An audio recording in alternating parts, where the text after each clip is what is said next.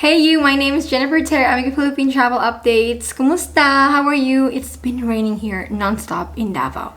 Today, it's good. It's fiesta here in our city. Anyways, today is March 7. Let's start with a positive news. Arrival cap in Manila has increased to 10,000. Oh, 10,000 na po. Since Manila has shifted to alert level 1 domestic flights, then leaving Manila, you can expect, guys, 100% full capacity for public transportation. And even unvaccinated can travel within the Philippines, especially now that the country is under a very relaxed alert level 1 and 2. This was announced by the Department of Transportation Secretary Tugade that NAIA has hit the 10,000 passengers per day. Now, just a reminder that for fully vaccinated nationals naman, you are not included in the arrival quota set by the DOTR and its one-stop shop. Now, this is something that the unvaccinated Filipinos have to know. Sa mga hindi po bakunadong Pilipino dyan na may flight with Qatar Airways po, in their website, released an advisory saying effective immediately, agad-agad, effective na po ito. Entry to Manila on Qatar Airways flight QR932 will be restricted to vaccinated passengers only. Non-vaccinated passengers can rebook on Qatar Airways flight QR928 from Doha to Manila, subject to limited non-vaccinated passenger quota, or alternatively, they can rebook on other gateways in the Philippines like Clark or Cebu. Passengers can manage their booking by clicking here or by contacting their local ticketing office. Yes po, this has effective na immediately po ito. One kababayan, Filipino passport holder, unvaccinated, naku po, had a not so good experience. So, she got her negative test result and everything ready. She is asking fellow Filipinos na unvaccinated flying with Qatar, tawagan yung plane na sasakyan nyo during the travel period ay nag-cater ng unvaccinated passengers. Kasi this was her experience. March 1, boarding, no problems. Check lahat ng requirements ko. And then from DFW to Doha, boarding, no problems.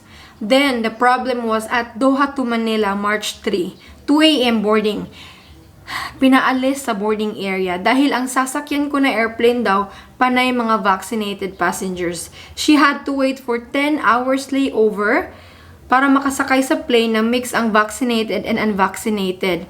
Total, oh my goodness, her travel period total was 47 hours. No free lounge, no sorry from them. Pag unvaccinated po kayo, Qatar Airways QR932, rebook nyo po sa QR928.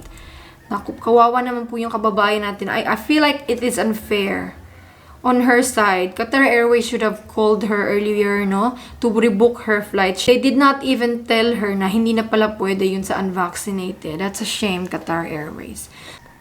Talaga pag unvaccinated po, medyo malaking effort po ang gagawin natin when traveling.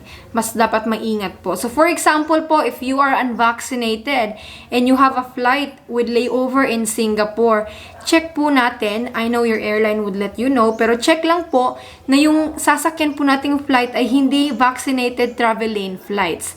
Kasi po, passengers traveling on vaccinated travel lane flights are allowed to transit through Singapore if they are fully vaccinated against COVID-19. Okay po? So just check po kung may layover kayo sa Singapore or you're flying with Singapore Airlines, mga Scoot, kung yung flight nyo po ay VTL. Kung hindi kayo vaccinated, you may have to rebook. Pero kung fully vaccinated naman kayo, no problem. Now, there's an advisory by AirAsia. So, AirAsia flies domestic flights, international flights in the Philippines. But this is about domestic flights, guys. We recently found out, diba, na Terminal 4 of NAIA will be reopening this March. It was announced by AirAsia that all their domestic flights will move back to NAIA Terminal 4 starting March 28. Pero all their international flights pa din, arrivals or departures, will still operate in Terminal 3. Now, let's talk about terminals, no? For arrivals, guys, in NAIA, Terminal 1, usually mga Korean Air, Japan Air, Philippine Airlines, mga Middle East flights, Jetstar, Air Niugini. While for Terminal 2 arrivals in NAIA, it's exclusive for Philippine Airlines. For Terminal 3 naman, it's the newest and largest terminal. So, more flights here. Like Cebu Pacific, Singapore Air, Emirates, Pan Pacific Airlines, Qatar Airways. No, dito yung arrivals in Terminal 3 of NAIA. Now, this is the arrangement for domestic flights po, departures. For those with connecting flight, listen up. Terminal 2 po, that's for Philippine Airlines. So, if you're flying domestic flight and international flight nyo is both with PAL, Easy, it's the same airline. While for Terminal 3, departures for domestic flights with Cebu Pacific, AirAsia, AirSwift Airlines house here. Then, starting March 28 na nga, Terminal 4, AirAsia. And some Cebu Pacific flights may also operate here too. Let's see. Pero if you are concerned, guys, about missing your connecting flight, upon disembarkation, you'll be met by your airline ground staff. Inform them immediately of your connecting flight. And you will be guided naman to your transfer desk for proper assistance. So you guys, ask your airline whether you have to pick up your luggage. In my own experience, I always have to pick up my luggage in Manila. This is with Cebu Pacific. Tapos bigay ko lang sa airline ground staff.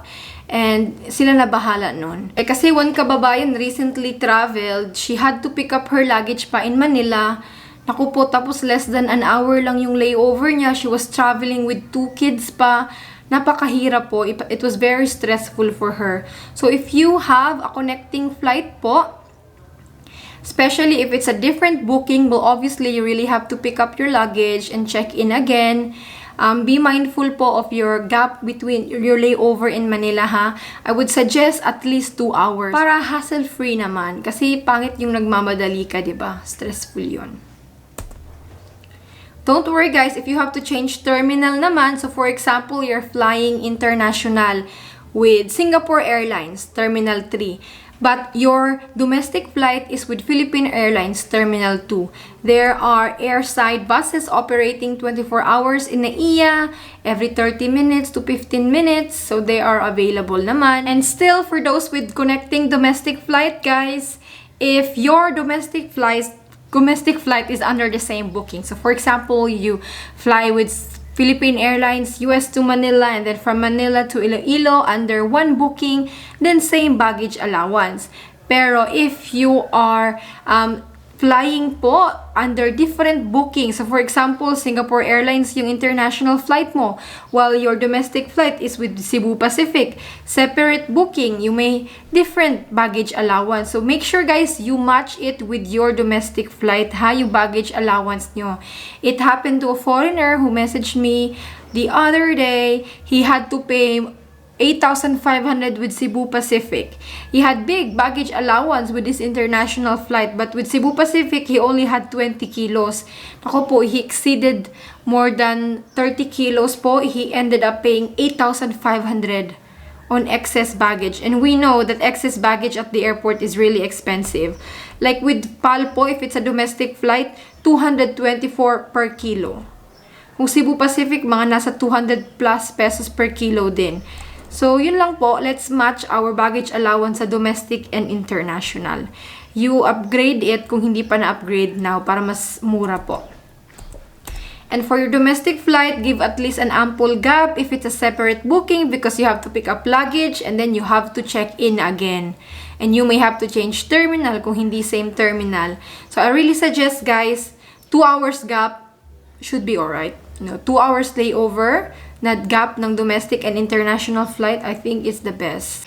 Well, good news for kababayans in Saudi, sana all.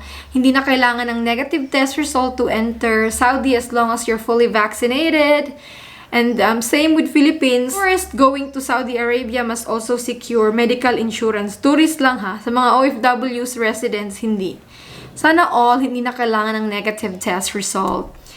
Many countries have done the same thing earlier, like Finland, Singapore then scrape their testing upon arrival, so you only need to show test before travel. Brunei, antigen test, they will accept. Bahrain, di na kailangan ng RT-PCR test, sana all. Kuwait din, Britain, UK, even India.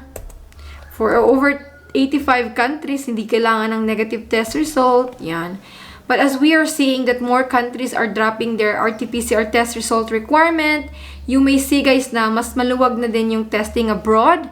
And cases all over the world, most of the countries are seeing a decline in cases, even in the US. Wow, napakababa na din yung cases nila. I think testing laboratories would be not so busy na anymore.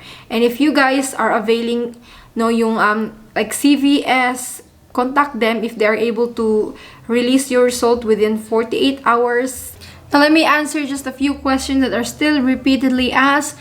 For insurance guys, remember that if Filipino citizen, dual Filipino citizen, or a Filipino citizen who is a permanent resident abroad, as long as you are still a Philippine passport holder, a Filipino citizen, you don't need insurance.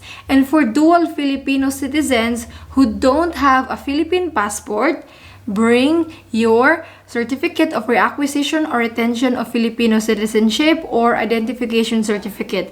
Then, hindi mo kailangan ng insurance dahil you already have proof na Filipino citizen ka. Okay?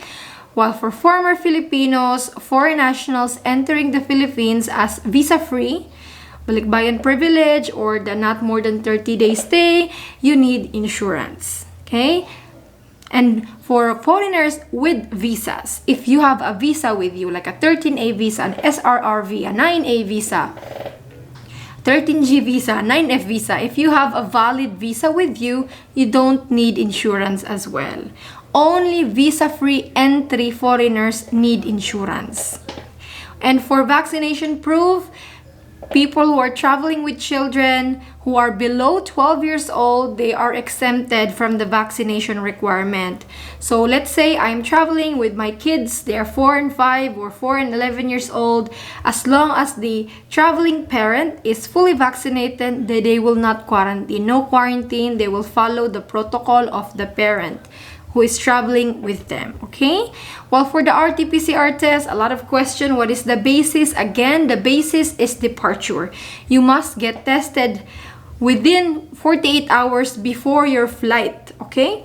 So, for example, if your flight is on April 10, pwede ka na magpa-test April 8.